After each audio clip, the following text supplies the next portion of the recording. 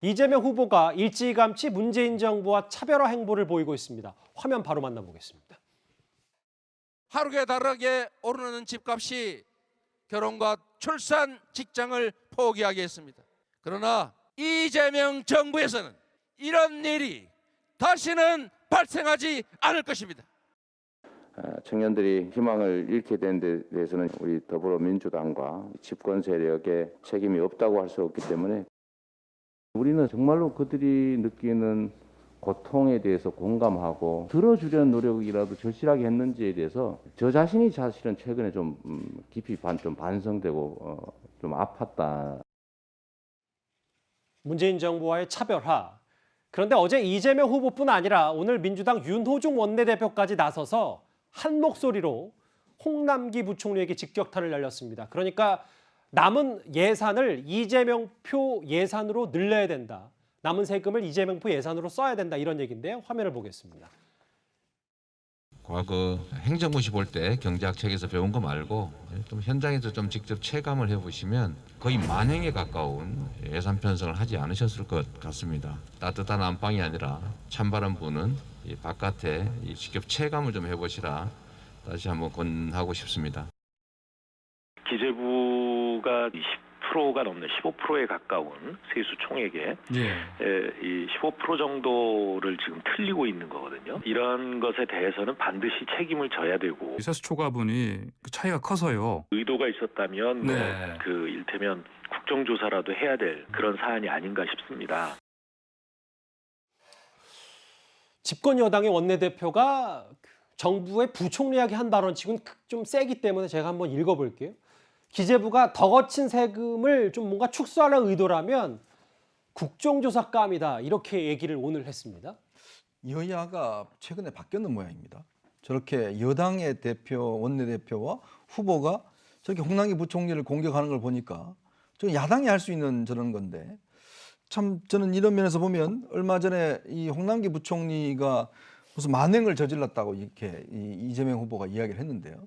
그렇다면 이 만행을 저지른 경제부총리를 대통령이 가만두고 있다는 이야기입니까? 총리가 가만두고 있다는 이야기입니까?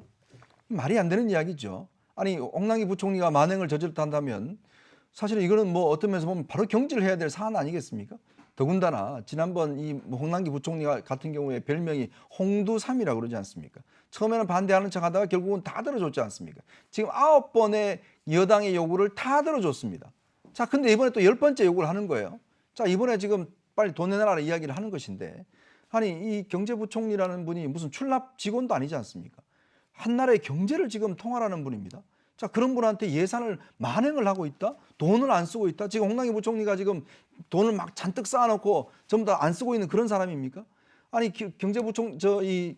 총리가 나와서 국회에서 이런 이야기 했지 않습니까? 이쪽 주머니 털어도 이쪽 주머니 털어도 돈이 없다는 거 아니겠습니까? 예. 돈이 없는데 자꾸 돈 내놔라고 이야기하니까 아니 경제부총리가 어디 돈을 숨겨놨습니까? 참 저는요 지금 뭐 국정조사까지 하겠다고 저렇게 여당 대표가 이야기를 하고 있으니 아니 홍남기 저는 제가 볼 때는 저 이야기는 대통령 들으라고 하는 이야기 같아요. 왜냐 홍남기 부총리가 무슨 모든 권력이 있어서 저걸 하겠습니까? 결국은 문재인 정권을 향해서 문재인 대통령이 말을 할 수 없으니까 대신 지금 홍남기 부총리를 향해서 국정조사하겠다 지금 만행을 저지르고 있다라고 이야기를 하는데 글쎄요 이 이야기를 듣는 문재인 대통령 심기가 어떨지 모르겠습니다. 그 배경에는 더 거친 세금을 이른바 이재명 표 예산에 좀 써라. 정부를 좀 압박하는 얘기일 텐데 청와대에서도 근데 좀 불편한 기색이 있지 않겠습니다. 장혜철 평론가님. 오늘 이철희 수석이 한 라디오 방송 인터뷰에 나서서 뭐 세금을 좀 더 써야 된다라고 했더니 이거는 정부를 압박할 문제도 아니고 야당과 먼저 협조해라 뭐 이런 얘기를 한 것 같더라고요. 원론적으로는 여야의 원내대표가 만나서 이 내년도 예산안이나 또 세금 쓰는 부분에 대해서 협의하는 게 맞죠. 하지만 이 같은 발언에서 이철희 수석의 불편한 감정이 엿보이는 것 같고요. 박수현 국민소통수석 같은 경우도 며칠 전 본인의 SNS에 글을 올리면서 이 소위 참다 글 쓴다. 그런데 문재인 정부에서 청년 정책에 뼈대를 세우고 제도화했다고 말을 했는데 이 행간에 읽힌 의미는 이겁니다. 지금 이재명 후보 2030 지지율 안 나오는 거 문재인 정부나 청와대 탓하지 마라. 우리는 할 만큼 했다. 이런 말을 하고 있는 건데 벌써부터 이재명 후보와 문재인 정부 사이에 청와대 사이에 좀 삐그덕거리는 불협화음이 들리기 시작하면 글쎄요 저는 여당 후보가 차별화를 해야 된다고 보지만 이런 방식으로 지금 잡음이 나는 게 과연 선거 과정 초기에 도움이 될지 한 가지 의문이고요. 예. 그리고 청년들은 지금 누구 탓하는 모습 보고 싶은 게 아니거든요. 청와대는 우리 탓 아니라고 하고 이재명 후보는 이거 문재인 대통령 탓이라고 하고 누구 하나 나서서 내 탓이다 잘못했다 반성하겠다고 말하는 사람이 여당에서는 잘 안 보이고 있기 때문에 지금 박수현 수석이나 이철희 수석도 괜히 청와대 책임 돌리지 말라고 지금 뭐 삐쭉삐쭉 글 쓰시고 인터뷰 하실 게 아니라 우리가 잘못했다. 2030 세대를 향해서 납작 엎드릴 때가 아닌가 하는 생각이 많이 듭니다. 근데 장현주 변호사님께도 이 질문을 안 드릴 수가 없는 이유가 이게 문재인 정부의 차별화를 좀 일찌감치 하기 위해서 세금 문제로 뭔가 이제 각을 좀 세우고 그렇게 해서 이재명 표 예산을 좀 더 따내기 위한 적극적인 자세 아니냐. 민주당 내에서도 근데 내부에서는 또 반대하는 목소리는 없는지 뭐 이런 것도 좀 궁금하거든요. 일단 뭐 이재명 후보가 청와대와 각을 세운다고 보기까지는 조금 어려울 것 같고요. 예. 다만 이재명 후보가 처음부터 내세웠던 얘기가 청출어람이었습니다. 예. 말 그대로 이제 문재인 정부로부터 계승할 것은 계승하고 좀 부족했던 부분들은 본인이 청출어람해서 더 잘해보겠다라는 취지거든요.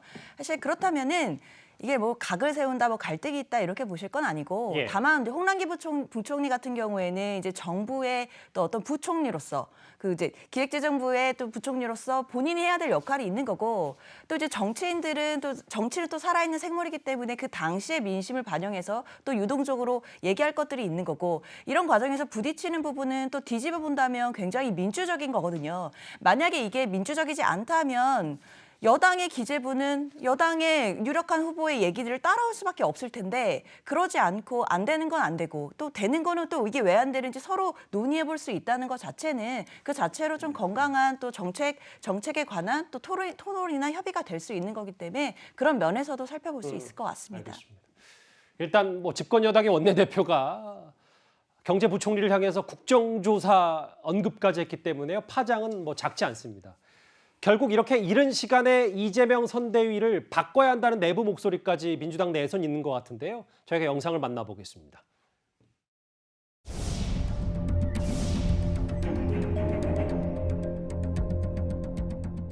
우리 국민들께서 더불어민주당에 대해서 정말로 큰 기대를 가지고 압도적 다수 의석을 확보해 주셨습니다. 그 높은 기대만큼 실망으로 변질되고 있는 느낌을 제가 지울 수가 없습니다. 제가 느끼기로는 기민함이 좀 부족하지 않느냐.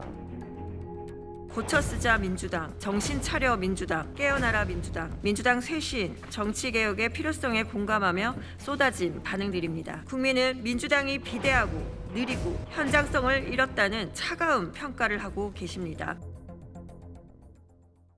예.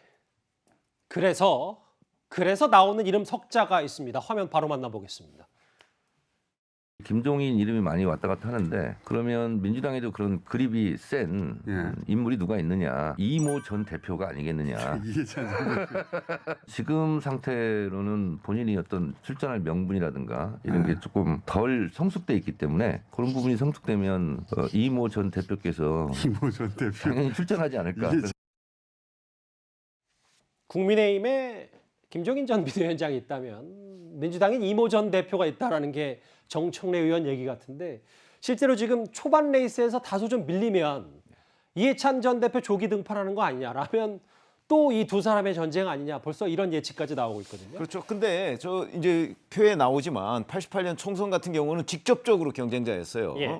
그때 뭐 이해찬 그 전 대표가 그 승리를 했죠. 그런데 이제 문제는 어디에 있냐면 김종인 전 위원장은 정치권에서 사라지지 않았어요. 근데 이해찬 전 대표는 사실은 사라진 인물이거든요. 그런 인물이 다시 등장해서 지금 대선에서 둘이 겨룬다. 물론 두 사람의 경륜이나 뭐 경험이나 이런 것들을 보면 뭐 용호상박이죠.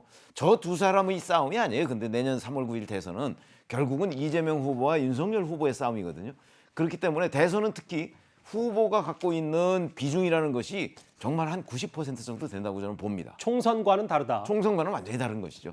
자, 그렇게 본다면 이해찬 전 대표가 등장하든 뭐 김종인 전 비대위원장이 등장하든 이 비중은 그냥 컨트롤 타워 역할 정도 하는 것이고 예. 실질적으로는 후보가 싸움하는 거기 때문에 그런 관점에서 본다면 저 두 사람의 등판이 이 전체적인 흐름을 과연 좌우할 수 있을 것인가?